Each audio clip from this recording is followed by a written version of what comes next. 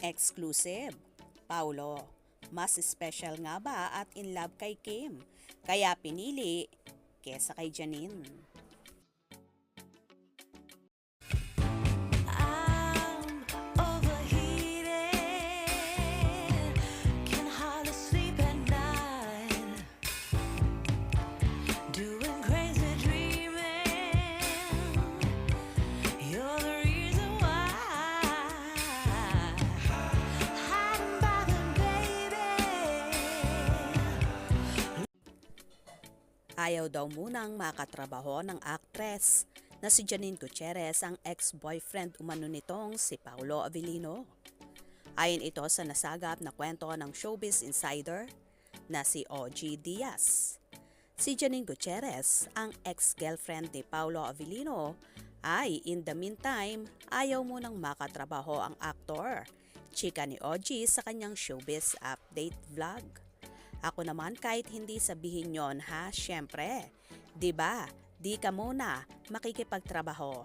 Syempre parang wala pang closure yun. Nang maayos na closure, wika ni OG. Pansinin mo yung love life ni Paulo noon bago dumating si Kim Chiu. Hindi pinag-uusapan ni Paulo yon. Laging nananatiling pribado ang kanyang love life, dagdag niya. Pero ito, tingnan mo kay Kim Chiu. Parang game na game siyang makipagharutan. Game na game siyang makipag-joke. Parang nag-iba yung landscape ni Paulo, dugtong pa ni OG. Hirit ng host niyang si Mama Loy.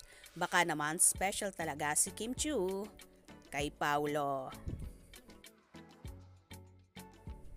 Siguro nga ay super special ni Chinita Princess kay Paulo Avellino, kaya ganon-ganon na lang ang pagtanggap nito ng proyekto kasama ang dalaga. Matagal din kasi na pinangarap at inasam-asam ni Paulo na makawork ang multimedia idol kung saan naghintay siya ng 14 years bago nangyari ito.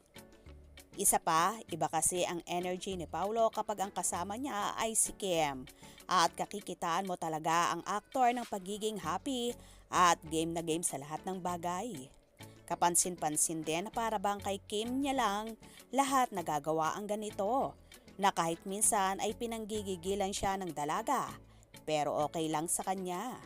Ganito nga ba ka-special si Chinita Princess, kaya mas pinipili ito ni Paulo kumpara sa kanyang ex-nobyang si Janine Gutierrez. Anyway, wag na lang pagtalunan pa ito. Ang mahalaga, maging happy na lang tayo sa mga nakikita natin sa kanila at kung masaya sila doon, respeto na lang natin. Tutal naman, matatanda na sila at nasa tamang edad na ang dalawa. Kaya naman tumutok at wag na wag pahuhuli sa mga maiinit na kaganapan. Anong inyong magiging reaksyon sa bidyong ito? Comment below.